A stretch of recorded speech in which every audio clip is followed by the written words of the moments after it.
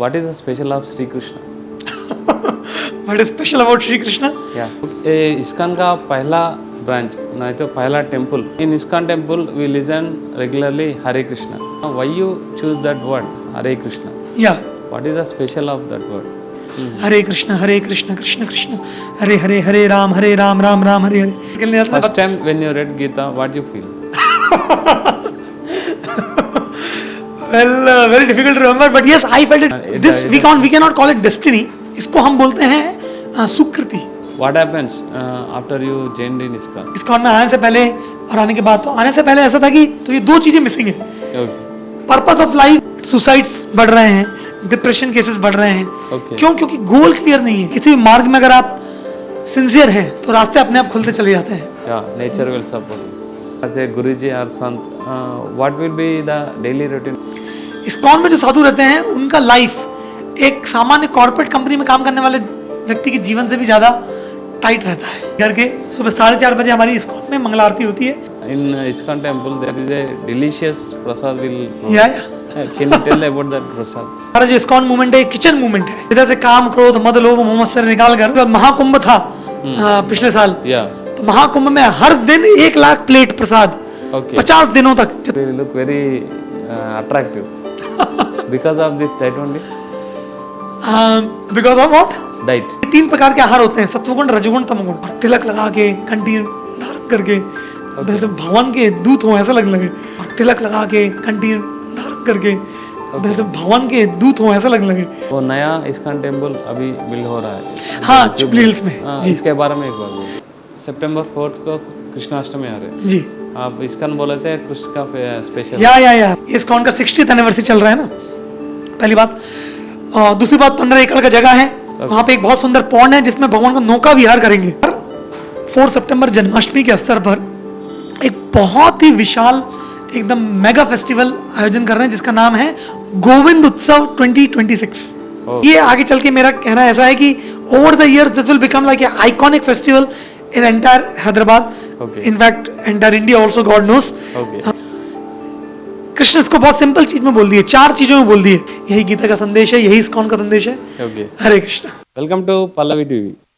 So we have special guest today, Samrit Krishnadas ji, Jubilee Hills ISKCON temple president. Hare Krishna. Hare Krishna. Now we are celebrating ISKCON for 60 years of celebrations. What meaning of word ISKCON and where it comes from? Yeah. Well, ISKCON is a acronym. Okay. It stands for ISKCON का पूरा जो नाम है वो है international society for Krishna consciousness. Okay. इसका short form है ISKCON. Okay. इसको आप अगर हिंदी में बोले तो अंतर्राष्ट्रीय कृष्ण भावनामृत संघ. Okay. सो ISKCON जो है वो एक मूवमेंट है, एक आंदोलन है. Okay. जो कि भगवान कृष्ण के भगवत गीता एवं शास्त्रों के शिक्षाओं को मानव समाज तक फैलाने के लिए बनाया गया है. किस प्रकार से मानव समाज अपना जीवन शास्त्रों की और भगवान की शिक्षाओं के आधार पर ढालकर अपने पारिवारिक, व्यक्तिगत, सामाजिक, राष्ट्रीय और अंतर्राष्ट्रीय जीवन को एक सतमार्ग की तरह चलाकर प्रगति कर सकता है. ये इस मूवमेंट का अल्टीमेट लक्ष्य है. क्योंकि जैसे कोई मशीन आप खरीदते हैं तो मशीन के साथ एक मैनुअल आता है. बाइक खरीदो, मशीन खरीदो. अगर मशीन को मैनुअल के साथ इस्तेमाल करेंगे तो मशीन अच्छी चलेगी, आपको काम भी देगी, आपका भी अच्छा रहेगा. लेकिन मन मर्जी से मशीन को यूज करेंगे तो मशीन भी खराब, आपका हेल्थ को भी ट्रबल कर सकता है. उसी प्रकार से मनुष्य जन्म जो है, ये मानव देह जो है, ये एक मशीन के समान एक यंत्र है.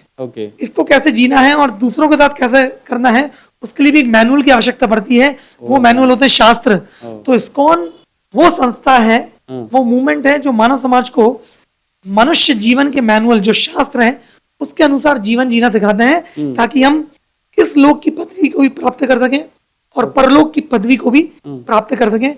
Success in this life and beyond, that is ISKCON. What is the difference between that ISKCON and other organizations?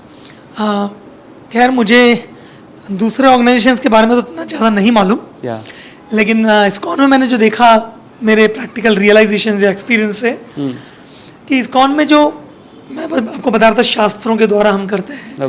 लेकिन वो जो शास्त्रों की फिलॉसफी जो है, सिद्धांत जो है उसको हमारे डे टू डे लाइफ में हम कैसे जीवन में उतार सकते हैं, ये इस्कॉन में बहुत अच्छे तरीके से समझाया जाता है। फॉर एग्जाम्पल हमारे इस्कॉन के फाउंडर AC भक्तिवेदांत स्वामी प्रभुपाद जी, श्री चैतन्य महाप्रभु जो कि स्वयं कृष्ण हैं, उनकी शिक्षाओं के अनुसार भगवान से जुड़ने का बहुत प्रैक्टिकल तरीका बताते हैं।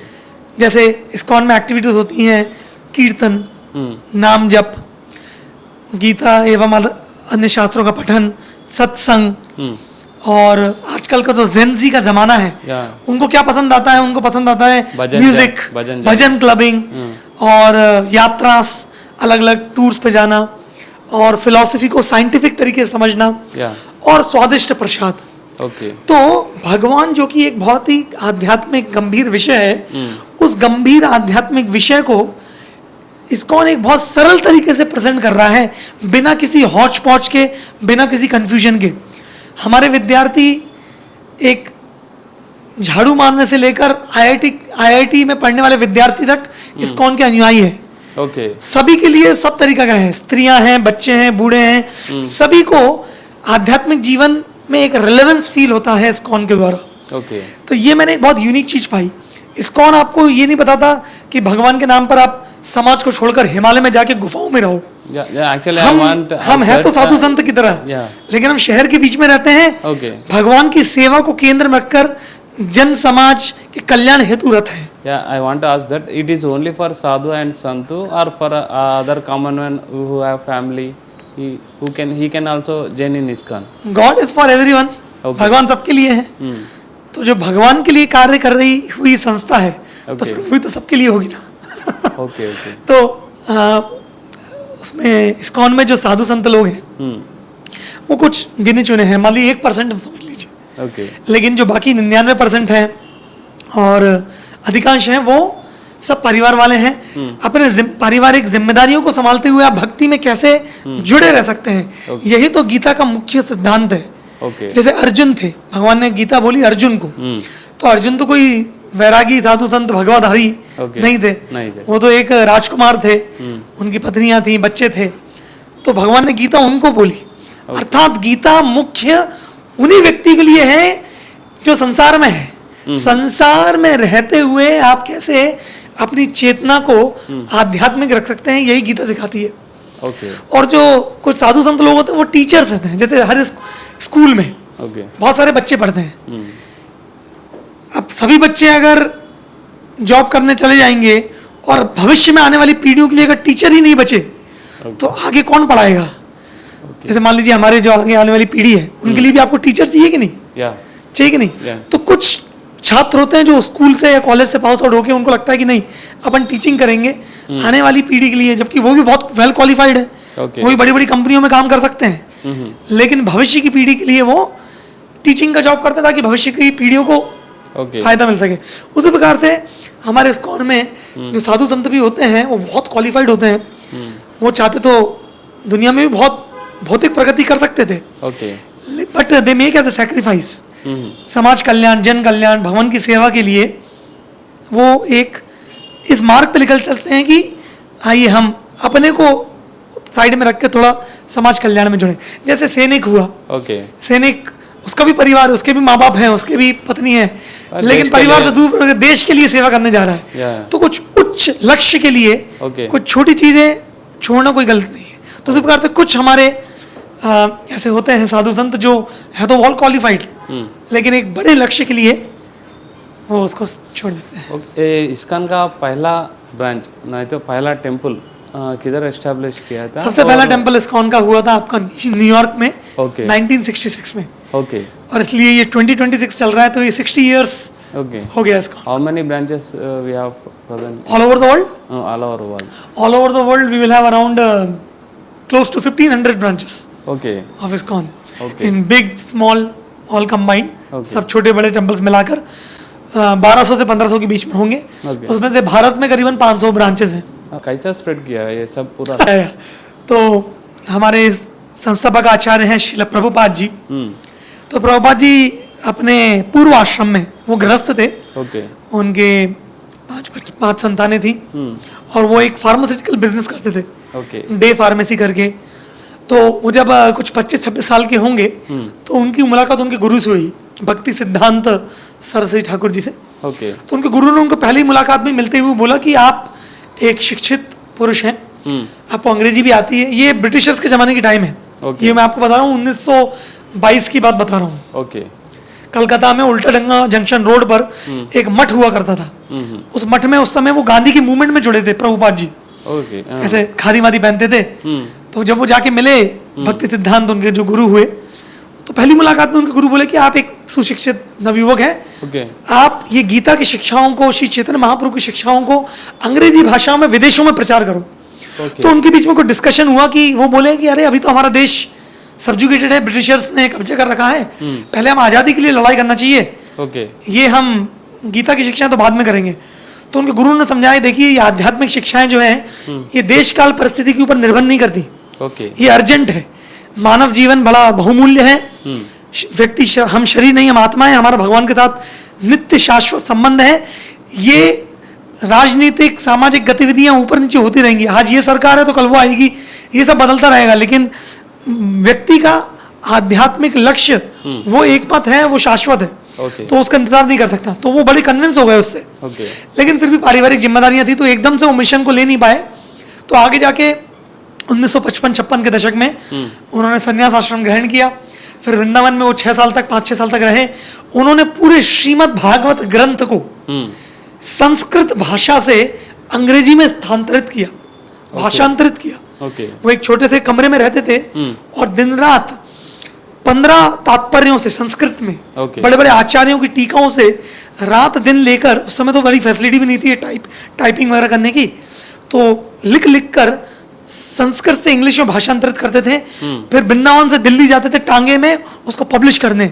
इस प्रकार से उन्होंने भागवत के प्रथम स्कंद के 3 वॉल्यूम में प्रिंट किया और उनको लेकर फिर वो उनको एक हमारे इस्कॉन के वेलविशर थे सुमति मुरारजी, सिंधिया स्टीमशिप कंपनी के ओनर थी वो।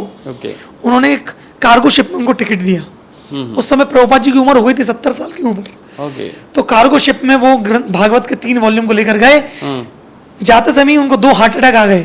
भगवान के आशीर्वाद से बच गए। फिर अमेरिका में वो गए तो बड़े संघर्ष से, उनका पूरा बायोग्राफी है बट डिटेल में, बड़े संघर्ष से वो कभी पार्क में लेक्चर दे रहे हैं, कभी किसी घर में लेक्चर दे रहे हैं, कभी किसी के पब्लिक प्लेस में बोल रहे हैं। ऐसे करके धीरे धीरे कर करके कुछ सिंसियर, कुछ गंभीर लोग उनसे जुड़ना चालू करें। और जैसे जैसे वो अपना विजन बताते गए कि हम एक वैश्विक अंतरराष्ट्रीय संगठन का दृष्टि लेकर चल रहे हैं, विजन लेके चल रहे हैं जो पूरे विश्व में एक आध्यात्मिक क्रांति लाएगा। और इन विदेशी अमेरिकन यूरोपियन नव युवकों को जो कि उस समय काउंटर कल्चर, हिप्पी कल्चर में नशे में धुत रहते थे, उन लोगों को इन्होंने लिया, इनको हरे कृष्ण मंत्र चैंटिंग कराया, गीता पढ़ाया, इनकी बुरी आदतें छुड़ा दी। जो लोग दिन रात नशा करते थे, नशा करना बंद कर दिया। वो रिलेटेड टू हिंदू रिलीजन और अदर रिलीजन आल्सो? नो, वो जो लोग थे वो सभी प्रकार के थे। ऐसा नहीं था केवल हिंदू थे, वो तो अलग अलग सभी प्रकार के लोग थे। वो आए और उनको बोला अभी आप ये गीता के संदेश को अलग अलग जगहों पे ले जाओ। तो बड़े रोमांच तरीके से कोई पेरिस गया, कोई फ्रांस गया, कोई ऑस्ट्रेलिया गया, कोई इधर उधर, ऐसे करके उन्होंने सब जगह छोटे छोटे ब्रांचेस खोलने चालू किए। वो इस्कॉन टेम्पल बोला था, वो यूनिक स्ट्रक्चर एंड यूनिक नहीं, पहला ब्रांच मतलब अभी हम जो कमरे में बैठे हैं इससे भी छोटा कमरा था, इससे भी आधा होगा, वो इस्कॉन टेम्पल था। Construction, can you tell about that? Actually temple construction, मंदिर निर्माण हमारा मुख्य काम नहीं है इस्कॉन का। इस्कॉन का जो मुख्य उद्देश्य है वो है गीता भागवत की शिक्षाओं को लोगों तक पहुंचाना। पर हम मंदिर भी क्यों बनाते हैं, और आप देखेंगे हमारे इस्कॉन के मंदिर बड़े आलीशान होते हैं, सुंदर होते हैं, वो इसलिए ताकि लोगों को हम आकर्षित कर सकें और वो आए और एक ऐसी फैसिलिटी हो जहाँ पे आके हम सत्संग कर सकें। भारत में 10 लाख से ज्यादा मंदिर है, लेकिन अगर मंदिरों में सत्संग ना हो तो मंदिर केवल पत्थर के ढांचे रह जाएंगे। और वहां पे कुत्ते बिल्ली आके घूमेंगे और कुछ नहीं होगा। आजकल लोग मंदिर जाते हैं, वहां पे बेल बजाते हैं, वो बहुत अच्छी बात है, लेकिन मंदिर बनाने का मुख्य उद्देश्य होता है वहां पे साधु संतों का संग करके सत्संग लेना, ताकि हृदय में परिवर्तन आ सके। लेकिन अगर मंदिरों में सत्संग नहीं होगा तो हृदय में परिवर्तन नहीं आएगा। तो हमारे इस्कॉन के मंदिर केवल बाहरी दृष्टि से सुंदर नहीं होते, उनमें इतना अच्छा वातावरण क्यों होता है, क्योंकि नित्य भगवान का कीर्तन और कथा और सत्संग वहां चलता रहता है। जिधर भी ये आध्यात्मिक ध्वनि, आध्यात्मिक ध्वनि, आध्यात्मिक वातावरण मेंटेन रहता है सत्संग के द्वारा, उस मंदिर के जान आ जाती है, Okay. ऐसे करके। तो ये इस्कॉन मंदिर की खासियत है। In ISKCON temple, we listen regularly Hare Krishna. Why you choose that word, Hare Krishna? या What is the special of that word? So ISKCON जो संस्था है, कोई भी प्रमाणित वैष्णव संस्था जो होती है, ये मूवमेंट जो होता है, वो एक परंपरा के अंतर्गत आती है। Okay. जिसे हम बोलते हैं गुरु शिष्य परंपरा। Okay. It is like a authorisation. For example, जैसे अभी आपने टीवी चैनल खोला, तो आपको कुछ गवर्नमेंट से ऑथराइजेशन लेना पड़ता है, कुछ सर्टिफिकेट्स आपके पास होना चाहिए कि आप ये टीवी चैनल चला सकते हैं। कोई ना कोई स्कूल खोला या हॉस्पिटल खोला, so they need certain accreditation, recognition, authorization from government कि भाई ये ऑथराइज्ड है। अगर मान लीजिए मैं कुछ भी ऐसा स्कूल कॉलेज खोल दूं और कोई ऑथराइजेशन नहीं लूँ और बोर्ड लगा दूं, तो वो ऑथेंटिक नहीं होगा। Okay. उसी प्रकार से आध्यात्मिक जीवन में भी हम जब आते हैं या कोई आध्यात्मिक मार्ग चुनते हैं, तो हमें उसकी वैलिडिटी, उसकी ऑथराइजेशन, उसकी ऑथेंटिसिटी को चेक करना चाहिए Okay. कि ये ऑथराइज है कि नहीं, ये जो बोल रहे हैं ये कहाँ से बोल रहे हैं, कि अपने मन से बोल रहे हैं कि इनका पूरा एक सिस्टम है। तो उस सिस्टम को बोलते हैं परंपरा, Oh. गुरु शिष्य परंपरा, संप्रदाय। Okay. तो कोई भी प्रमाणित मार्ग है वो संप्रदाय में होता है। जैसे आप अपने हैदराबाद में पाएंगे ना, ये शमशाबाद के पास में परम पूज्य चिन्ना जी और स्वामी महाराज जी ने दिव्य साकेतम खोला है, रामानुजाचार्य जी का बड़ा स्टैचू। तो वो वैष्णव संप्रदाय है, वो श्री संप्रदाय के अंतर्गत आता है। Okay. तो वो भी प्रमाणित वैष्णव संप्रदाय है। Okay. ऐसे करके आप कर्नाटक में अगर उड़ीपी जाएंगे, Yeah. वो मध्वाचार्य जी के अंदर आता है। तो जब ऐसे कुछ प्रमाणित, तो इस्कॉन कहाँ आता है? इस्कॉन भी एक परंपरा के अंदर आता है, जिसे बोलते हैं ब्रह्म मध्व गौड़ीय परंपरा। Okay. तो ये ब्रह्मा जी से भगवान कृष्ण ने ब्रह्मा जी को ज्ञान दिया, वहां से फिर गुरु शिष्य परंपरा, मध्वाचार्य से चैतन्य महाप्रभु। तो हमारे जितने भी गुरु हैं इस परंपरा के अंतर्गत आते हैं। और उसमें खास करके श्री चैतन्य महाप्रभु, जो कि शास्त्रों के अनुसार बताया गया स्वयं कृष्ण के ही अवतार हैं। और कली संतरण उपनिषद से उन्होंने हरे कृष्ण मंत्र निकाला। ये हरे कृष्ण मंत्र इस्कॉन ने नहीं बनाया है, Okay. ये कली संतरण उपनिषद में दिया है। हरे कृष्ण कृष्ण कृष्ण हरे हरे, हरे राम राम राम हरे हरे, इति षोडशकं नाम कली कल्मष नाशनम नाता परतरोपाय सर्ववेदेषु दृश्यते। Okay. ये श्लोका बोल रहा है कि इति षोडशकम नाम, ये 16 अक्षर वाला जो हरे कृष्ण मंत्र है, कली कल्मष नाशनम, ये कलयुग के सारे दोषों को नाश करने वाला है। नाता परतर उपाय, सारे वेदों शास्त्रों को पढ़ने के बाद इससे अच्छा उपाय आपको कलयुग के बुराइयों से जूझने के लिए नहीं मिलेगा। ये कली संतरोपनिषद श्लोक है। तो ये जो हरे कृष्ण मंत्र है, ये कली संतरोपनिषद से आया है। जो कि इस्कॉन इसका प्रचार कर रहा है, क्योंकि हम कलयुग में हैं। Okay. Okay. Understand. बहुत सारे मंत्र हैं भगवान के, बहुत सारे नाम हैं और सब में शक्तियां हैं। Yeah. लेकिन हम सतयुग, त्रेतायुग, द्वापर युग में नहीं है। हम कौन से युग में? कलयुग में। कलयुग के लिए जो ग्रंथ है, जो उपनिषद है, वो कली संतरण उपनिषद है। उसमें से हरे कृष्ण मंत्र है। Okay. और खास करके श्री चैतन्य महाप्रभु जो स्वयं कृष्ण है, उन्होंने उसको प्रतिपादित किया। What is the special of Sri Krishna? What is special about Sri Krishna? Yeah. Well, the speciality about Sri Krishna is that although he is the supreme God, but he presents himself that he completely expresses that he forgets his godhood. मतलब भगवान कृष्ण जो है परम ब्रह्म है, पर ब्रह्म है। Okay. शास्त्रों के अनुसार गीता में भगवान बोलते हैं, हम सर्वस्य प्रभवो मत्ता सर्वम प्रवर्ते। है अर्जुन, मैं सभी चीजों को स्रोत हूँ, सब चीजें मुझसे आती है। भगवान कृष्ण भागवत में बताते हैं कि नारायण के भी स्रोत है। हाँ, जो हम जितने भी विष्णु अवतार देखते हैं, दशावतार हैं, विष्णु अवतार हैं, नाना प्रकार के विष्णु मूर्ति हैं, इन सबके स्रोत भी कृष्ण हैं। Okay. हाँ, एते चांश कला पुंसाम कृष्णस्तु भगवान स्वयं। जितने भी अवतार हैं उन सबके स्रोत हैं कृष्ण, ऐसा भागवत बोलती है। Okay. लेकिन कृष्ण की खासियत क्या है कि वो कैसे भगवान है कि आप देखो, जैसे अलग अलग हम देवी देवताओं को देखते हैं, सबके हाथों में कुछ अस्त्र शस्त्र हैं। Oh. Yeah. कृष्ण क्या पकड़ते हैं? Flute. है कि नहीं? Okay. तो ये, और कृष्ण की जितनी भी लीलाओं को आप पढ़ेंगे, वृंदावन की खास करके लीलाओं को, जितने भी राक्षसों को भगवान ने मारा वृंदावन में, कुछ भी अस्त्र शस्त्र का इस्तेमाल नहीं किया। भगवान ने पूतना को मारा तो पूतना का स्तन पान करके भगवान ने अपने होठों से उसको मार दिया। Okay.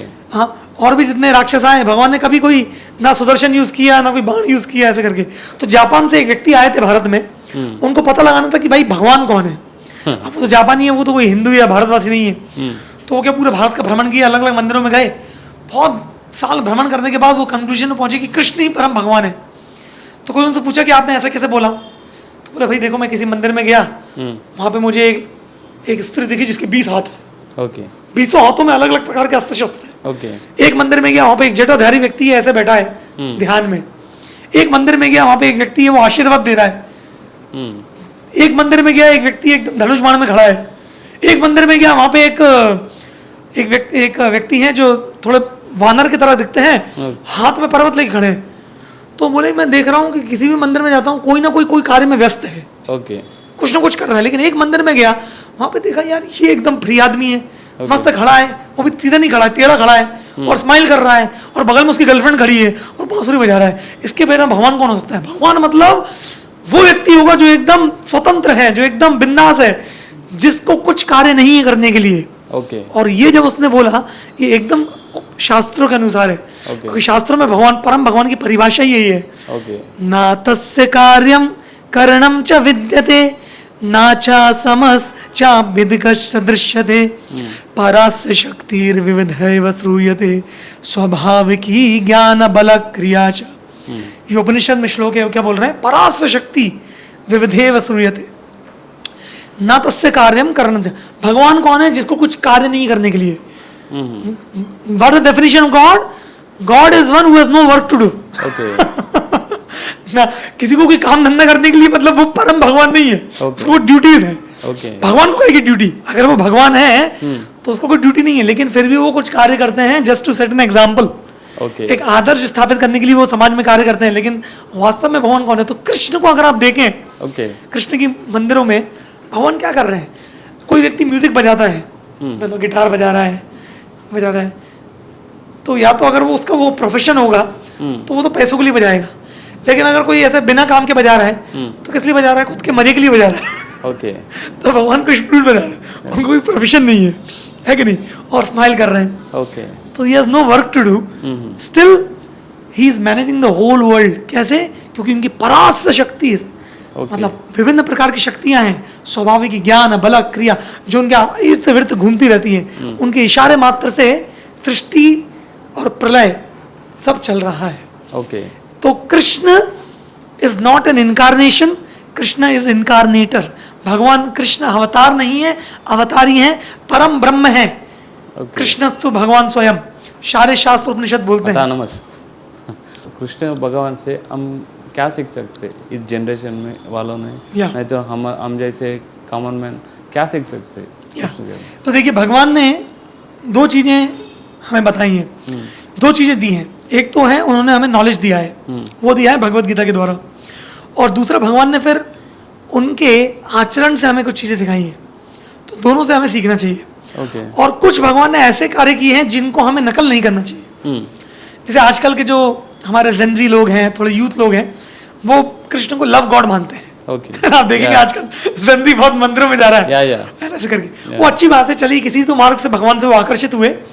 लेकिन भगवान ने जो वृंदावन में जब गोपियों के साथ रासलीला वगैरह करी, उसको हमें नकल नहीं करना चाहिए, क्योंकि वो नकल नहीं कर सकते, क्योंकि वो बहुत एक दिव्य स्थिति है। वो ना तो भगवान साधारण है, ना वो गोपियां साधारण स्त्रियां थी। वो सब दिव्य आध्यात्मिक शरीरों में थे, और सब साधु संत थे पूर्व जीवनों में, जो अब गोपियां बन के आए थे जैसे लक्ष्मियां। तो वो बहुत दिव्य आस्ते थे। तो हमारे जेनजी को मेरा ये कहना है कि आप उसको नकल ना करें। हम ये नहीं बोलें कि भगवान ने इतने स्त्रियों के साथ नृत्य करा तो अब मैं भी वही करूंगा। नहीं, फिर वो अपमान होगा, वो अपराध होगा। हमें भगवान से प्रेरणा लेनी चाहिए, क्योंकि भगवान की परिभाषा जो है प्रेम की, वो बहुत ही भिन्न है जो आज हम प्रेम का मतलब समझते हैं। हमारे लिए प्रेम अर्थात, इस दुनिया का प्रेम अर्थात वो काम में परिवर्तित हो जाता है, वो बहुत सेल्फिश हो जाता है, वो बहुत मीन माइंडेड हो जाता है। लेकिन जो वास्तविक प्रेम की परिभाषा है वो बहुत सेल्फलेस है। वो it is more about giving than taking, it is more about serving than being served. So इसलिए पहला है कि हम भगवान के जो कुछ ऐसे लीलाएं हैं उनको नकल ना करें, ये पहली बात। दूसरी बात, भगवान की शिक्षाओं को, तो वो आपने पूछा, इसलिए हमारे लिए जो मुख्य ग्रंथ है, जो आज के समाज में, जैसे आपने बोला हम शहरों में रहने वाले, कार्यों में व्यस्त, पारिवारिक जीवन में रहने वाले, हमारे लिए भगवत गीता का जो ग्रंथ है, ये गीता का ग्रंथ बहुत महत्वपूर्ण है, क्योंकि गीता का जो मुख्य उद्देश्य है वो हमें क्या बताता है, वो हमें केवल ये नहीं बताता कि आप कैसे अपना कर्म करो और बस खुश रहो। गीता का उपदेश केवल ये नहीं है बस कर्म करो, ये नहीं है। गीता का उपदेश है कि आप अपने कर्मों को भगवान से कैसे जोड़ो, और भगवान से जोड़कर आप अपनी आध्यात्मिक उन्नति कैसे करो, और अंततोगत्वा आप गीता के सार पे कैसे आओ, सर्वधर्मान परित्यज्य मामेकम शरणम व्रज, कि भगवान की शरण कैसे लें हम। तो आजकल का जो मॉडर्न यूथ है या लोग जो हैं वो stress, anxiety, depression, suicidal thoughts, इन सब से बड़े पीड़ित रहते हैं। और इसके पीछे मुख्य कारण क्या है? इस सब के पीछे मुख्य कारण है कि हम परिवर्तन से डरते हैं। We fear change. चेंज किसका? सबसे पहले तो हमारे शरीर का ही चेंज। हाँ, थोड़ा सा अगर सर पर एक सफेद बाल भी आ गया तो व्यक्ति डर जाता है, अरे बाप रे बुढ़ापा आ रहा है। थोड़ी सी अगर तबीयत खराब हो गई, शरीर पे कुछ हो गया, तो व्यक्ति बहुत डर जाता है। और जॉब में अगर थोड़ा बहुत ऊपर नीचे हो गया, परिवार में थोड़ा ऊपर नीचे हो गया, तो हर व्यक्ति क्या संसार में चिंतित क्यों है? क्योंकि वो चीजों को पकड़ के रखना चाहता है। He wants to hold on। और प्रकृति का नियम क्या है कि कुछ भी आप पकड़ के नहीं रख सकते। The only thing which is permanent is change। परिवर्तन ही एकमात्र शाश्वत चीज है। उसके अलावा और कुछ शाश्वत नहीं है। तो भगवान गीता में हमें क्या सिखा रहे हैं कि आप इस परिवर्तनशील संसार में एक स्थित बुद्धि रखकर कैसे जी सकते हो। किन चीजों को आपको पकड़ के रखना चाहिए और किन चीजों को आपको पकड़ के नहीं रखना चाहिए, ये भगवान गीता में सिखाते हैं। और अगर इसको हम समझ गए तो हम हमारी जीवन की सारी ड्यूटीज को करते हुए, समाज में रहते हुए बहुत कूल हेड से हम इस संसार में भी प्रगति करेंगे और आध्यात्मिक जीवन में भी प्रगति कर पाएंगे। तो वो क्या बताते हैं कि संसार में हर चीज नश्वर है। हमारे शरीर को लेकर, परिवार को लेकर, समाज को लेकर, हर चीज आपसे एक समय के बाद ले ली जाएगी। है कि नहीं? इसलिए इन चीजों को आप जब तक है इस्तेमाल करिए, आपके लिए, परिवार के लिए, समाज के लिए, सबके लिए कल्याण के लिए। पर इससे आइडेंटिफाई मत करिए। इस पे ऊपर स्वामित्व मत जताइए। Don't claim proprietorship, controllership, enjoyership. ये समझिए कि भगवान ने दिया है, जब तक है इस्तेमाल करूंगा। क्योंकि ये सब अशाश्वत चीज, लेकिन शाश्वत क्या है? शाश्वत है आध्यात्मिक चीजें। भगवान का नाम, भगवान के ग्रंथ, उनका स्मरण, सत्संग, ये सब शाश्वत है। तो जितना ज्यादा समाज परिवर्तन हो रहा है, the more things are changing around us, the more we should hold on to things which don't change. And what are the things which don't change? Spiritual things don't change. मैं शरीर नहीं हूं, मैं आत्मा हूं, ये कभी नहीं बदलेगा। ये सत्य कभी नहीं बदलेगा। भगवान की शिक्षाएं कभी नहीं बदलेगी, भगवान का नाम कभी नहीं बदलेगा। तो इसलिए आज के जमाने में आध्यात्मिक शिक्षाओं को फैलाना ये बहुत महत्वपूर्ण कार्य है हर एक जिम्मेदार व्यक्ति का। As per ISKCON or as per Krishna or as per Gita, are you believe the karma? Yeah, absolutely. I believe in God, but I am full struggling for something or someone. So it is only for karma? Yes and no. Yes, because you see, Mahabharat में धृतराष्ट्र करके एक character है जो कि कौरवों के पिता हुए, जन्म से अंधे थे लेकिन अपने पुत्रों से बड़े आसक्त थे। और पांडव लोग जो थे उनके राज्य को कौरव लोग छीनना चाहते थे। तो जब उनको वनवास मिला, वो स्टोरी आप शायद जानते हो, वनवास के जब पांडव लोग आए, उन्होंने बोला कि अब हमने वनवास पूरा शर्त पूरी कर दी, हमारा राज्य आप हमें दे दीजिए। लेकिन वो दे नहीं रहे थे। तो उस समय धृतराष्ट्र के जो मंत्री हैं विदुर, वो आके बोले कि आप पांडवों को उनका राज्य क्यों नहीं देते? तो वो बोले कि नहीं, देखो मैं क्या कर सकता हूँ, भाग्य में जो होगा वही होगा। भाग्य में जो लिखा है वही होना है। उनको राज्य मिलना है तो मिलेगा, नहीं मिलना तो मेरे करने से क्या होता है। तो विदुर जी बड़े क्रोधित हो गए। बोले देखिए, आप अपना कर्तव्य नहीं कर रहे हैं और भाग्य के ऊपर ब्लेम ठोक रहे हैं, भाग्य को ब्लेम कर रहे हैं। तो उन्होंने बहुत अच्छी बात बोली। उन्होंने बोला destiny determines the consequences of our action, not our actions themselves. मतलब भाग्य, तकदीर, जो भी आप बोलें, डेस्टिनी, वो हमारे कर्मों के परिणामों को निर्धारित करता है, हमारे कर्मों को निर्धारित नहीं करता। Can you explain that? Yeah, I'll explain. I know. तो देखिए, मैंने बताया हम शरीर हम आत्मा है, तो आत्मा जो है वो एक मल्टी लाइफ जर्नी पे है।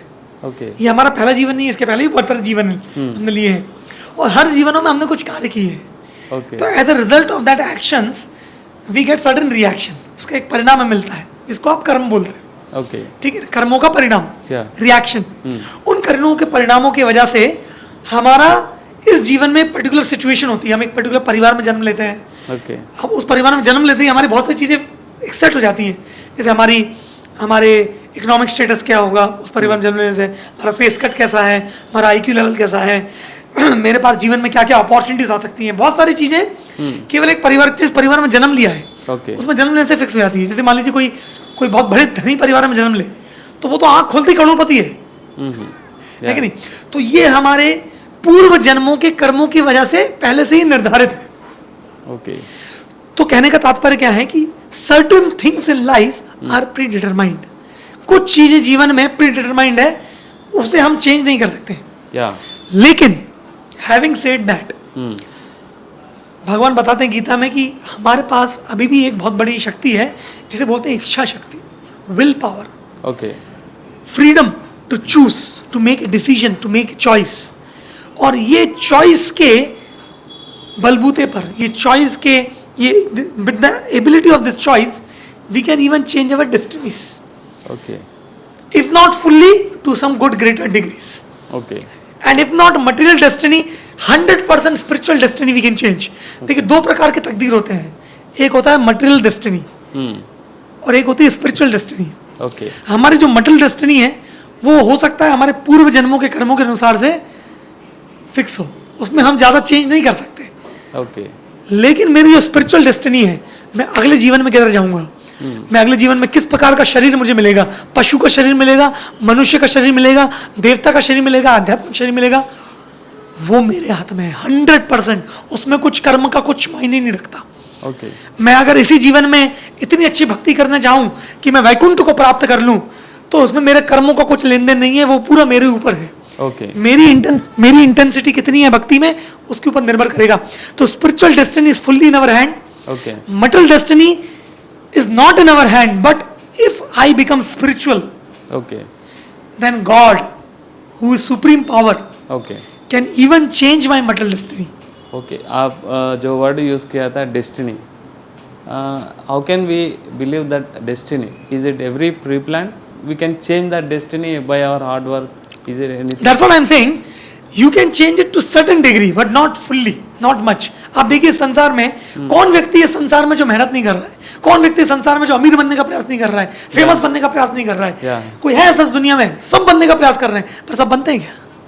मेहनत तो सभी कर रहे हैं, सबके पास 24 घंटे हैं, सबके पास मनुष्य शरीर है, सबके पास सिमिलर अपॉर्चुनिटीज हैं, सभी मेहनत कर रहे हैं। कोई मेरे से बोला प्रभु जी धीरू भाई अंबानी ना पेट्रोल भरते थे पेट्रोल पंप में और देखिए धीरू भाई अंबानी भर गए। मैंने कहा तुम क्या करते हो? भाई मैं आईटी कंपनी में काम करता हूँ। मैंने कहा क्यों टाइम वेस्ट कर रहे हो, जाओ पेट्रोल भरो। तुम बोला, उसका कहने का तात्पर्य था धीरू भाई अंबानी पेट्रोल पंप पे पेट्रोल भर के धीरू भाई अंबानी बन गए, मेहनत करके ही, ऐसे करके। तो मैंने कहा तुम आईटी कंपनी में टाइम वेस्ट क्यों कर रहे हो, जाके पेट्रोल भरो। कहने का अभिप्राय क्या है, केवल आपके मेहनत के बलबूते पर आप अपनी तकदीर को नहीं बदल सकते। गीता में भगवान बताते हैं 5 फैक्टर्स होते हैं किसी भी एक्शन के पीछे, किसी भी रिजल्ट के पीछे 5 फैक्टर होते हैं। अधिष्ठानम तथा कर्ता कारणम च प्रत्यक्तता, 5 फैक्टर्स होते हैं। उसमें आपका एंडेवर जो है वो केवल एक फैक्टर है। मतलब आपके सक्सेस और फेलियर में आपका श्रेय, आपका क्रेडिट केवल 20% है। ये गीता के वही तो मैं बोल रहा हूँ, लोग गीता नहीं पढ़ते इसलिए जानते नहीं है। इसलिए जब फेलियर आता है ना तो लोग डिप्रेशन में क्यों जाते हैं? देखिए अगर गीता की फिलॉसफी को समझेंगे ना, आप कभी डिप्रेशन में जाएंगे। मान लिया फेल हो गए तो आपको क्या समझना है, 20% ही हुए यार मेरा, बाकी तो मेरे हाथ में है ही नहीं, तो मैं क्यों डिप्रेस हूँ। हाँ, और अगर सक्सेस हुए तो आप प्राउड नहीं होंगे, आप गर्वित नहीं होंगे, आप विनम्र रहेंगे कि भाई मेरा एफर्ट, मेरा श्रेय है, मेरा क्रेडिट है, 20% है, बाकी 80% मेरा नहीं है, तो मैं क्यों गर्वित हूँ। तो ना इधर मैं डिप्रेस होऊंगा फेलियर में, ना ही मैं प्राउड होऊंगा सक्सेस में, मैं एक सेंसिबल व्यक्ति बन के जीऊंगा। ओके। आप जो गीता के बारे में बोल रहे हैं, what will happen if I read Gita? Oh, what will happen when you read Gita? Yeah. The first thing will happen when we read Gita is that you will know the purpose of life very clearly. Okay. जीवन का लक्ष्य क्या है वो बहुत clear होगा। देखिए जो गीता भागवत जैसे ग्रंथ है ये क्या करते हैं, जैसे कॉर्पोरेट कंपनीज होती है ना, कॉर्पोरेट कंपनीज में ये आते हैं कॉर्पोरेट ट्रेनर्स आते हैं। ओके ये लोगों को बताते हैं कि आप अपनी कॉर्पोरेट स्किल्स कैसे सुधारो, लोगों से हाथ कैसे मिलाना, क्लाइंट से कैसे बात करना, कैसे चलना, कैसे बैठना, कैसे उठना, डील कैसे क्रैक करना, ये कॉर्पोरेट ट्रेनर सिखाते हैं। फिर कॉर्पोरेट कंपनीज में आपके पास आते हैं ये एक लाइफस्टाइल सिखाने वाले आते हैं। वो आपको सिखाते हैं ठीक है काम तो का काम है आपका, लेकिन परिवार भी है, ओके थोड़ा वर्क लाइफ बैलेंस करो, थोड़ा हेल्थ बैलेंस करो, मेंटल पीस बैलेंस करो, ये भी सिखाते हैं। लेकिन जब हमारे जैसे साधु संत लोग आते हैं, हम भी लेक्चर देते हैं, तो कोई पूछेगा कि भाई वो भी लेक्चर दे रहे हैं, आप भी लेक्चर दे रहे हो, अंतर क्या है? अंतर ये है कि वो लोग आपको केवल इस दुनिया के बारे में सिखाते हैं, काम कैसे करो, परिवार को कैसे मैनेज करो। लेकिन साधु संत और गीता जैसे ग्रंथ आपको ये भी सिखाते हैं कि इस जीवन के परे क्या लक्ष्य होना चाहिए मनुष्य का, वो क्या है, पहले उसको निर्धारित करो। तो हमारे शास्त्र, गीता जैसे शास्त्र क्या करते हैं, आपको मनुष्य जीवन को जो सबसे मुख्य लक्ष्य है, परलोक प्राप्ति, वैकुंठ प्राप्ति, स्पिरिचुअल वर्ल्ड, वो क्या है, किधर है, कैसा है कि नहीं, उसमें फैक्चुअलिटी क्या है, रीजनेबिलिटी क्या है। पहले तो Gita helps you to ascertain the purpose of life, okay the goal of life. जब वो पर्पस असर्टेन हो जाएगा, पता लग जाएगा, then scriptures like Gita and Bhagavat will help you in reverse engineering, backward engineering, पीछे पीछे आते हुए वो आपको बताएगा कि मृत्यु के क्षण को आपको कैसे निकालना है, ताकि आप वो पर्पस को प्राप्त, वो गोल को प्राप्त कर सको। ओके तो सबसे पहले क्या सिखाएगा, वो गोल क्या है, उस गोल को प्राप्त करने के लिए मृत्यु के क्षण में कैसे निकालना है वो सिखाएगा। और उसको सिखाते समय फिर से बैकवर्ड करते हुए, बैकवर्ड इंजीनियरिंग करते हुए सिखाएगा कि मृत्यु के समय को ऐसे निकालने के लिए पूरा जीवन कैसे जीना है, उसको समझ लो। तो जब हम, तो ये रिवर्स में आया, मैं वहां से रिवर्स में आया। ओके तो गीता में वही करा, पहले गोल डिसाइड किया, फिर मृत्यु के समय उस गोल को प्राप्त करने के लिए क्या चेतना होना चाहिए, और उस चेतना को मृत्यु के समय डेवलप करने के लिए जीवन कैसे जीना है, ये जो 70-80 साल का जीवन है, ये पूरा चीज गीता सिखाती है। ओके तो हमारा मॉडर्न एजुकेशन सिस्टम है, वो क्या कर रहा है, वो लोगों को दिखा रहा है इस दुनिया में कैसे जियो, लेकिन वो ये नहीं बता रहा है कि भाई मृत्यु के समय तुम्हारी चेतना क्या होना चाहिए, और अंततः तुम्हें जाना किधर है, इसके बारे में कोई जानकारी नहीं है। लेकिन गीता बैकवर्ड इंजीनियरिंग कर रहा है, पहले गोल डिसाइड करो, फिर मृत्यु के क्षण में क्या चेतना होगी, और उसके अनुसार जीवन कैसे जीना है। ओके कृष्णदास जी, आप कौन सा एज में गीता पढ़े थे? मैं गीता पढ़ा था अपने, okay after before Gita you read that Gita ना, before that how is your life, after Gita how is your life? तो मैं बहुत लेट हो गया गीता पढ़ने में, मैंने अपनी 8वीं कक्षा में गीता पढ़ी। ओके 8th स्टैंडर्ड में जब मैं था, तो मैं एक सत्संग प्रोग्राम में गया था। तो कैसा था कि मेरे होम टाउन में हम स्कूल पे थे 8th स्टैंडर्ड में, तो एक इस्कॉन के भक्त थे जो प्रोफेशन से तो डॉक्टर हैं, लेकिन प्रैक्टिस भी करते हैं स्पिरिचुअलिटी इस्कॉन में। तो वो अपने घर में कुछ सत्संग प्रोग्राम रखते थे संडे को। तो मेरे एक फ्रेंड ने इन्वाइट किया, तो मैं फिर शाम को गया, केवल मैं और एक मेरा दोस्त थे, और उन्होंने हमें थोड़ा ऐसे ही स्पिरिचुअल नॉलेज बताई, गीता दिखाई। मैंने गीता को देखते ही बोला, मैंने कहा मैंने इसको बुक को कहीं देखा है। फिर मैं जब घर पे गया तो मैंने अपने फादर की लाइब्रेरी खोली और मेरे को वहाँ पे भगवद गीता दिखी, तो मैंने वहाँ से निकाल दी। फिर मैं रोज शाम को जब मैं खेल के वापस आता था, क्रिकेट खेलने जाता था, first time when you read Gita what you feel?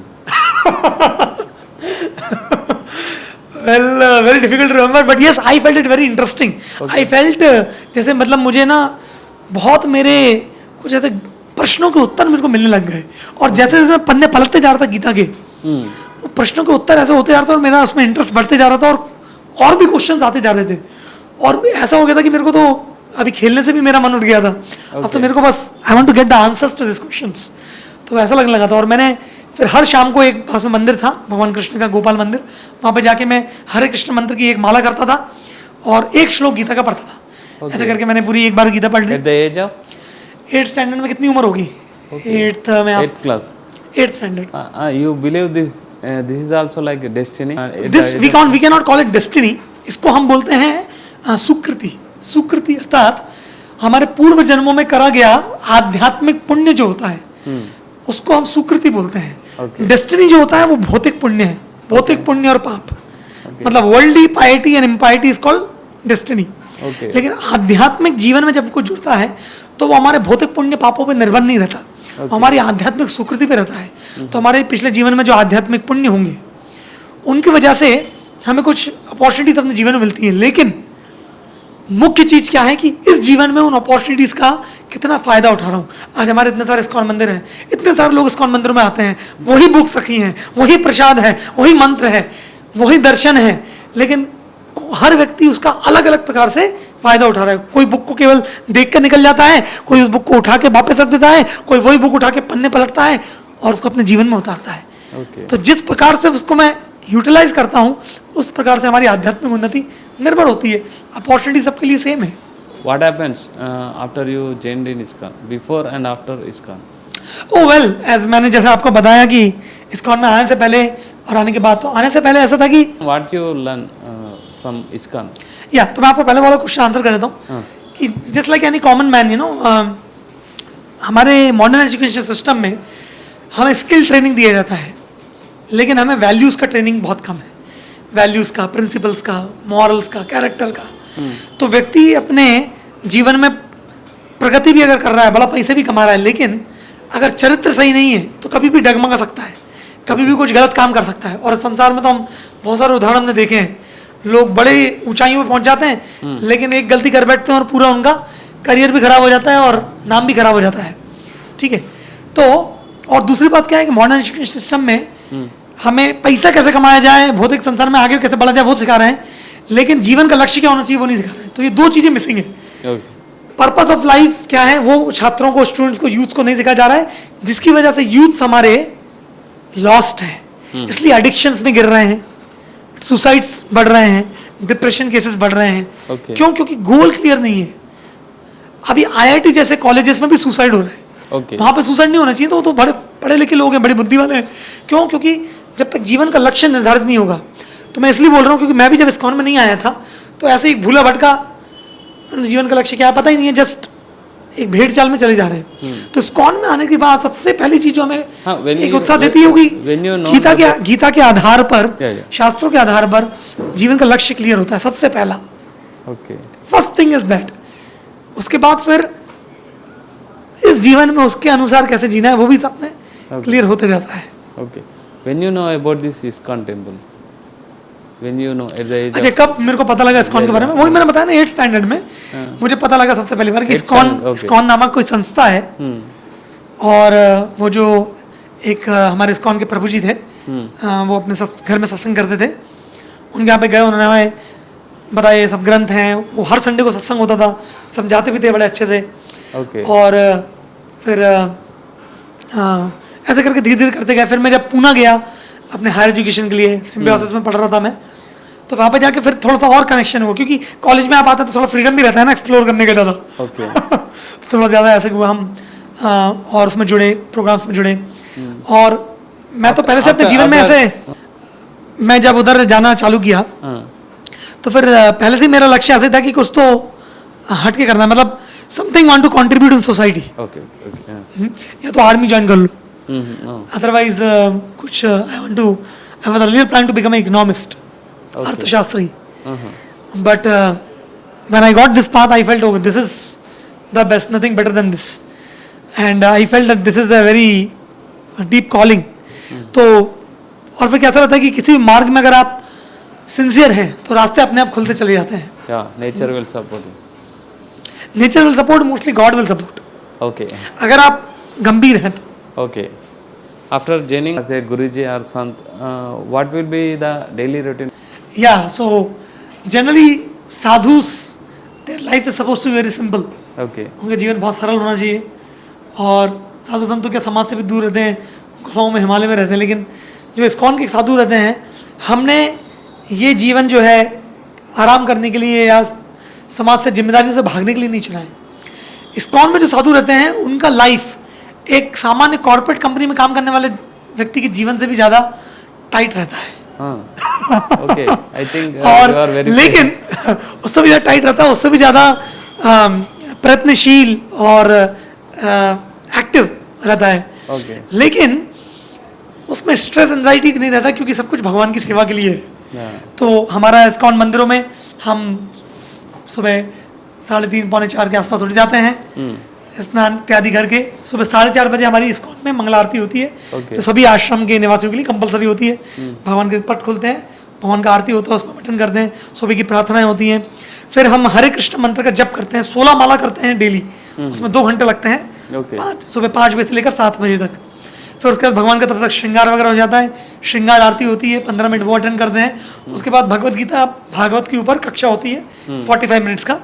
ऐसे करके प्रोग्राम टोटल मिला के सुबह 9 बजे तक चलता है। तो 4:30 बजे से लेकर 9 बजे तक ये फिक्स्ड प्रोग्राम है। ये हमारे सुबह की प्रातःकालीन साधना है हर एक इस्कॉन भक्त की, अनकॉम्प्रोमाइज साधना। बिकॉज उसके बाद पूरा फिर जो बाकी का समय है पूरा समाज के लिए है, पूरा प्रचार के लिए, समाज के लिए, सेवाओं के लिए है। इसलिए साधुओं का जो मुख्य नरिशमेंट है वो सुबह के कार्यक्रम से, मॉर्निंग प्रोग्राम से आता है। उसमें हम अपनी आत्मा को, अपनी चेतना को आध्यात्मिक गतिविधियों के द्वारा उसमें उसको एम्पावर करते हैं, नरिश करते हैं ऐसे करके। और जब प्रातः ही इतनी अच्छी चालू हुई भगवान के दर्शन से, कथा से, कीर्तन से, मेडिटेशन से, ध्यान से, जप से, तो फिर पूरा दिन एक बहुत ही प्रेरणादायक होता है, इंस्पिरेशन से फुल होता है, मोटिवेशन से फुल होता है, सेल्फ मोटिवेशन रहता है। बिकॉज सबसे बड़ा मोटिवेशन सेल्फ मोटिवेशन होता है। फिर पूरे दिन सेवाओं में, अलग अलग सेवाओं में व्यस्त रहते हैं। और फिर प्रसादम का समय रहता है अलग अलग। In ISKCON temple there is a delicious prasad will provide. Can you tell about that prasad? Oh yeah. How it is prepared? Actually हमारे जो संस्थापक आचार्य हैं प्रभुपाद जी, वो बोलते थे कि हमारा जो ISKCON मूवमेंट है किचन मूवमेंट है। क्योंकि हमें लोगों के हृदय तक पहुंचना है, हृदय को परिवर्तन करना है, हृदय से काम, क्रोध, मद, लोभ, मोह, मत्सर निकाल कर हृदय को शुद्ध बनाना है। लेकिन हृदय का रास्ता है पेट से। आप पहले लोगों को प्रसाद खिलाओ। प्रसाद केवल जीवा के स्वाद के अनुसार नहीं, प्रसाद क्या होता है? प्रकृष्ट रूपेण आस्वाद, भगवान की कृपा को प्रकृष्ट रूप से, प्रैक्टिकल रूप से जो साधारण व्यक्ति भी जब अनुभव कर पाता है सच, और प्रसाद के द्वारा जैसे वो प्रसाद प्राप्त करता है तो जीवा पे स्वाद तो लगता ही है, लेकिन उस प्रसाद में भगवान का आशीर्वाद उसमें रहता है। तो वो प्रसाद लेने से 3 चीजें होती है, उसके पेट भरता है, दूसरा उसके मस्तिष्क में आध्यात्मिक स्पिरिचुअल अक्यूमेन बढ़ता है। स्पिरिचुअल नॉलेज को समझने के लिए स्पिरिचुअल अक्यूमेन की जरूरत पड़ती है। वो स्पिरिचुअल अक्यूमेन, क्योंकि जो भी हम खाते हैं ना वो एक पोर्शन हमारे ब्रेन को जाता है। तो अगर आप प्रसाद खाएंगे तो आपका इंटेलिजेंस, स्पिरिचुअल अक्यूमेन जो है वो स्पिरिचुअलाइज्ड होगा। तो फिर गीता भागवत के फिलॉसफी को आपको समझने में इजी होगा। और तीसरी चीज क्या होती है, क्योंकि प्रसाद भक्तों के द्वारा बनाया जाता है, भगवान को भोग लगा हुआ होता है, वो हृदय को शुद्ध करता है। इसलिए प्रसाद बहुत शक्तिशाली होता है। वो दिखने में बड़ी साधारण खिचड़ी या साधारण हलवा दिखे, लेकिन उसमें बहुत शक्ति होती है। इसलिए हमारे ISKCON का एक मुख्य कार्य है प्रसाद वितरण। अभी जब राम मंदिर ओपन हुआ अयोध्या में, तो वहां पे हमारे ISKCON के भक्तों ने भरपूर प्रसाद बांटा जनता को। उसके बाद महाकुंभ था पिछले साल, तो महाकुंभ में हर दिन 1 लाख प्लेट प्रसाद, 50 दिनों तक, जितने भी दिन महाकुंभ चला, हर दिन 1 लाख प्लेट प्रसाद ISKCON वहां बना के बांट रहा था। ऐसे करके तो प्रसाद वितरण हमारा ISKCON का मुख्य उद्देश्य है। और भी अभी जैसे जन्माष्टमी भी आने वाली है, तो जन्माष्टमी के टाइम पे भी हजारों लाखों से संख्याओं में भक्तों को प्रसाद वितरण होता है। क्या आप ISKCON में गुरुजी संत लोग attractive and glow, face in glow, it will be look very attractive because of this diet only? Because of what? Diet. Well, yeah, I can say diet is there, but this is only one factor. जैसे अगर हम सात्विक आहार लेंगे, तो सत्व हमारे शरीर में बढ़ता है। What is the mean by सात्विक? सात्विक मीन्स देखिए 3 प्रकार के आहार होते हैं, सत्वगुण, रजोगुण, तमोगुण। ये 3 गुण होते हैं प्रकृति के, और हर वस्तु संसार में इन 3 गुणों के अनुसार है। तामसिक अर्थात जैसे भोजन जो बहुत पुराना हो चुका है, खास करके अगर गीता के हिसाब से देखें तो 3 घंटे से पुराना जो भोजन है वो तामसिक हो जाता है, मतलब unfresh, stale, pale, there is tamasic. And rajasic means which is very very too spicy, too hot, मतलब वो आपके सेंसेस को एजिटेट कर देगा। देखिए स्पिरिचुअल लाइफ में आगे बढ़ने के लिए you need a piece of mind, you need sudden focus, you need sudden clarity. तो अगर अपनी इंद्रियां, जीवा, नाक, आंख बड़ी विचलित हैं जैसे भोजन के द्वारा, तो आप एक वो जो पीस वो महसूस नहीं कर पाएंगे। तो जो आध्यात्मिक प्रगति करने के लिए जो कंटेम्पलेशन, मेडिटेशन करने में वो आपको आसान नहीं करेगा। इसलिए राजसिक भोजन, बहुत ज़्यादा मिर्च मसाले वाला, इवन टू सम एक्सटेंट थोड़ा नॉनवेज आइटम हुआ, ऐसा सब अवॉइड कर रहे होता है। जो स्पिरिचुअल लाइफ में प्रगति करना चाहते हैं वो ये सब आइटम अवॉइड करते हैं, सत्व गुण में भोजन रखते हैं प्राइमरली। लेकिन सत्व गुण भोजन अकेला मायने नहीं रखता है, उसके साथ साथ आध्यात्मिक प्रैक्टिसेस भी होती हैं, स्पिरिचुअल प्रैक्टिसेस होती हैं, जैसे मंत्र मेडिटेशन, चैंटिंग, हरे कृष्ण कृष्ण कृष्ण हरे हरे, हरे राम राम राम हरे हरे, इस मंत्र का जप करना, फिर सत्संग में बैठना, और तो ये स्पिरिचुअल प्रैक्टिसेस, डाइट, ये सब ओवरऑल एक हमारी चेतना को विकसित करता है। और जैसे क्योंकि हमारा सूक्ष्म शरीर है और फिर ये स्थूल शरीर है, जब हमारा सूक्ष्म शरीर शुद्ध होगा, चेतना शुद्ध होगी, तो उसका प्रभाव हमारे स्थूल शरीर पे अपने आप पड़ता है।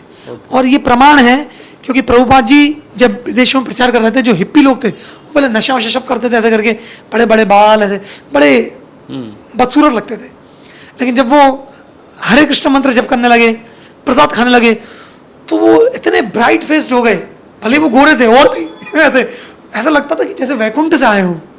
हाँ, ऐसे करके, जैसे अमेरिकी विदेशी लोग, पुरुष लोग धोती कुर्ता पहन लिए और तिलक लगा के, कंठी धारण करके, जैसे भगवान के दूत हो ऐसा लगने लगे, और विदेशी महिलाएं साड़ियों में तिलक लगा के, तो बड़े आध्यात्मिक सुंदरता उनके अंदर आ गई। ये जो सुंदरता है, ये आध्यात्मिक सुंदरता होती है, ये कोई भी fair and lovely, fair and beauty जो भी क्रीम लगा के नहीं आ सकती है। फेस के लिए, मास्क के लिए कुछ? No cream, no cosmetics. मतलब आप मेनू पूछ रहे हैं या क्या पूछ रहे हैं? Menu what type of food should we eat? Food is completely, first of all, it is pure vegetarian, and secondly it is cooked as much possible in organic ingredients. Okay. Right, and diet is because हमारे ISKCON संस्था में क्या होता है ना, हमारा इधर मेडपल्ली में एक फार्म है, फिर अलग अलग जगह फार्म्स हैं, तो वहाँ से whatever organic produce we can get, otherwise we also outsource organic produce. और जो डाइट होती है, जो मेन्यू होता है, वो क्योंकि इस्कॉन में हमारे जो आश्रम में संत लोग हैं अलग अलग स्थानों से होते हैं, कोई नॉर्थ से है, कोई साउथ से है, कोई ईस्ट से, वेस्ट से, तो एक मेन्यू ऐसा होता है जो सबके साथ, तो उसमें चपाती भी होगी, राइस भी होंगे, और सब्जियां भी होंगी, अलग प्रकार की 2 सब्जियां होती है, गीली सूखी, तो ऐसे करके एक बैलेंस्ड डाइट है, जिसको जो अपने हिसाब से, साउथ इंडियन राइस ज़्यादा खाएगा, नॉर्थ इंडियन चपाती ज़्यादा खाएगा, लोग अपने हिसाब से कर लेते हैं। वो नया इस्कॉन टेम्पल अभी बिल्ड हो रहा है, हाँ, जुबली हिल्स में। जी, इसके बारे में एक बार बोलिए। या तो देखिए, श्रील प्रभुपाद जी ने साउथ इंडिया का सबसे पहला इस्कॉन मंदिर बनाया अबिड्स में। ये पूरे साउथ का सबसे पहला इस्कॉन था, 1976 में उसको खोला, तो अभी 50 साल हो गए उस मंदिर को 2026 में। अभी रिसेंटली हमने 50th एनिवर्सरी मनाई इस्कॉन ऑर्बिट्स की। और अब इस्कॉन ऑर्बिट्स के अंतर्गत में, क्योंकि हैदराबाद सिटी बड़ी बड़ी है, तो हर व्यक्ति इतना दूर शायद नहीं जा पाए, इसलिए अलग अलग स्थानों में इस्कॉन के मंदिर खुल रहे हैं। उसमें से एक जुबली हिल्स फिल्म नगर रोड नंबर 8 में भी एक इस्कॉन का केंद्र खुल रहा है। इसको बोलते हैं इस्कॉन जुबली हिल्स। तो ये अभी कंस्ट्रक्शन में है, ज्यादा बड़ा नहीं है, एक 5000 स्क्वायर फीट का प्लॉट है। वहाँ पे फर्स्ट फ्लोर पे टेम्पल हॉल रहेगा, नीचे कुछ सत्संग भवन है, प्रसाद की व्यवस्था है, और कुछ एडमिनिस्ट्रेटिव ऑफिस वगैरह हैं। तो हम आशा कर रहे हैं कि अगले 3 से 4 महीने में ये रेडी हो जाएगा। इसके पिक्चर्स भी मैं आपको दिखाऊंगा ऐसे करके। तो बहुत ही एक सुंदर मंदिर बनना है, क्योंकि जुबली हिल्स हमारा हैदराबाद का, बल्कि तेलंगाना का पॉलिटिकल हब है, बिजनेस हब है, और टॉलीवुड इंडस्ट्री है। तो जगह और समय और जगह के अनुसार भी मंदिर को भी हम ऐसा ही एक बहुत सुंदर और आलीशान और एक यूनिक लुक देने का प्रयास कर रहे हैं, जो कि एक बहुत यूनिक ब्रिक स्ट्रक्चर होगा, जो बाहर से देखने में बहुत एथनिक लगेगा, और अंदर भी एक बड़ी cool feeling, natural feeling, without any artificial, that kind of structure we are making with wood and brick, like that. सितंबर 4 को कृष्णाष्टमी आ रहे हैं जी, आप इस्कॉन बोले थे, कृष्ण का स्पेशल या तो जैसे मैंने आपको बताया कि इस्कॉन का 60th एनिवर्सरी चल रहा है ना, तो दुनिया भर में इस्कॉन अलग अलग गतिविधियां कर रहा है, फेस्टिविटीज बना रहा है, कल्चर, वेलनेस, स्पिरिचुअलिटी को प्रमोट करने के लिए। तो उसी को लेकर हम इस्कॉन जुबली हिल्स की तरफ से इस बार 4 सितंबर जन्माष्टमी के अवसर पर एक बहुत ही विशाल, एकदम मेगा फेस्टिवल आयोजन कर रहे हैं, जिसका नाम है गोविंद उत्सव 2026। तो ये Govind Utsav 2026, this will be the biggest Janmashtami festival in entire Hyderabad, in fact under Telangana also, in fact under Andhra also. And we have, हमारे पास वहाँ पे 15 एकड़ का जगह है। तो ये केवल हम एक, क्या होता है शहरों में जब जन्माष्टमी होती है तो छोटे टेम्पल्स होते हैं, बहुत सारे लोग आ जाते हैं, तो लाइन बहुत लंबी हो जाती है और धक्का मुक्की होती है, और व्यक्ति हार्डली भगवान के सामने केवल 2 सेकंड 4 सेकंड, जैसे तो 1 मिनट रहता था, और तुरंत मंदिर के बाहर। तो जन्माष्टमी जैसे त्योहार में जो एक्सपीरियंस लोगों को मिलना चाहिए, जो आनंद लोगों को मिलना चाहिए, जो भगवान के साथ आदान प्रदान होना चाहिए वो हो नहीं पाता, ओके, है कि नहीं। इसलिए हम क्या प्रयास कर रहे हैं कि जन्माष्टमी को एक ऐसे भव्य स्तर पे बनाया जाए जिसमें केवल दर्शन नहीं है, दर्शन तो है ही, लेकिन दर्शन के साथ साथ उसको एक सांस्कृतिक, एक कल्चरल रूप उसको दिया जाए, जिसमें व्यक्ति केवल दर्शन लेके नहीं जाए बल्कि उसमें इन्वॉल्व होए। तो इस गोविंद उत्सव में हम बहुत प्रकार के एक्टिविटीज रख रहे हैं, जैसे हमारे ये हो रहा है एक रिजॉर्ट में, त्रिपुरा रिजॉर्ट, जो कि शंकरपल्ली रोड पर है, हैदराबाद से अराउंड 30-35 किलोमीटर है, ORR से बहुत आसानी से पहुंच सकते हैं, पहली बात। दूसरी बात, 15 एकड़ का जगह है, वहां पे एक बहुत सुंदर पॉन्ड है जिसमें भगवान का नौका विहार करेंगे जन्माष्टमी वाले दिन, बोट पे भगवान बोट पे बैठ के विहार करेंगे। फिर भगवान का पुष्प अभिषेक होगा, फिर जो भी हमारे वेल विशर्स गेस्ट हैं वो भगवान का अभिषेक कर सकते हैं फैमिलीज के साथ। फिर रात्रि मध्य में 12 बजे भगवान का अभिषेक होगा और जो सबको देखने मिलेगा, क्योंकि जगह बहुत है, सफिशिएंट जगह है कार पार्किंग के लिए। हैदराबाद में प्रॉब्लम सबसे बड़ी क्या होती है, पार्किंग की जगह नहीं मिलती मंदिर के बाहर, तो वहाँ पे सफिशिएंट बहुत बड़ी जगह है पार्किंग के लिए। और विशेष क्या है कि इसका एंट्री कंप्लीटली फ्री है, इसका कुछ भी शुल्क नहीं है, केवल हमने एक VIP पास रखा है, जो लोग उसको अवेल करना चाहते हैं। हमारी वेबसाइट भी रेडी है, www.iskonjubileehills.com, उस पर जाके कोई को अगर VIP पास या अभिषेकम पासेस बुक करना है तो बुकिंग आप कर सकते हैं। और हम बहुत सारे स्कूल्स, कॉलेजेस और कॉर्पोरेट कंपनीज को रीच आउट कर रहे हैं, तो ये सब स्टूडेंट्स, यूथ्स आकर इस जन्माष्टमी में पार्टिसिपेट कर रहे हैं सेवाओं के द्वारा। They are doing volunteering services in this festival. तो एक यूथ ग्रुप भी सामने आ रहा है, प्लस इस फेस्टिवल में बहुत सारे कल्चरल परफॉर्मेंसेस हो रहे हैं। हैदराबाद के नामी ग्रामी डांस ग्रुप्स जो हैं वो आके इसमें परफॉर्म करेंगे, कॉलेज के स्टूडेंट्स इसमें परफॉर्म करेंगे, तो एक कल्चर को प्रमोशन हो रहा है, ड्रामास हो रहे हैं, बहुत सारे स्टॉल्स रहेंगे, प्रसाद के स्टॉल्स, बुक्स के स्टॉल्स, गिफ्ट्स के स्टॉल्स, ऐसे करके। प्लस हम जो ब्रांड्स अपने प्रोडक्ट्स को प्रमोशन देना चाहते हैं, उन ब्रांड्स को भी हम स्टॉल्स अलाउ कर रहे हैं, वो रीच आउट कर सकते हैं, अपने प्रमोशन कर सकते हैं ब्रांड्स का। तो इस प्रकार से एक बहुत ही अलग प्रकार से जन्माष्टमी का विशेष हो रहा है, जिसमें हम भगवान कृष्ण को केवल दर्शन लेके ही नहीं जाएं, उनको महसूस करें, उनको एक्सपीरियंस करें। तो एक बहुत यूनिक फेस्टिवल है, पहली बार हो रहा है हैदराबाद में, और ये आगे चल के मेरा कहना ऐसा है कि over the year this will become like a iconic festival in entire Hyderabad, in fact entire India also, God knows. हमारा प्रयास है इस साल, देखते हैं। हम करीबन एक्सपेक्ट कर रहे हैं कम से कम 7 से 8 हजार लोग minimum. How many days it will be? It is only one day festival. दोपहर में 3 बजे से चालू होगा, रात के 12 बजे तक, लेकिन बहुत यूनिक है। कैसा जीना चाहिए? How they should live their life. तो अगर मैं भगवत गीता के आधार पर बोलूं तो यही कहूंगा कि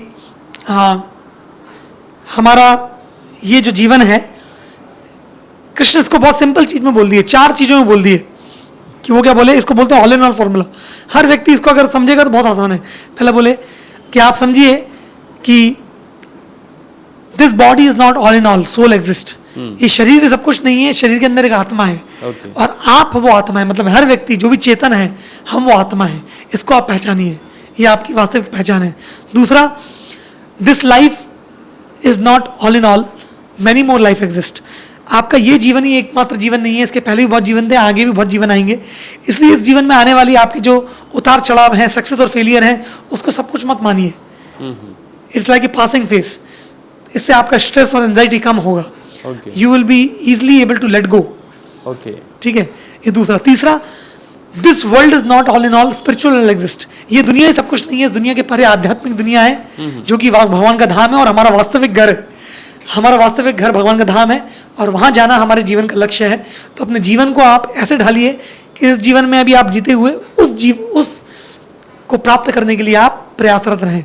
और चौथा, we are not all in all, supreme God exist. हम सब अपने आप को स्वतंत्र ना समझें। हम ये नहीं समझें कि हम भगवान के नियमों को उल्लंघन करके कभी भी जीवन में खुश रह पाएंगे।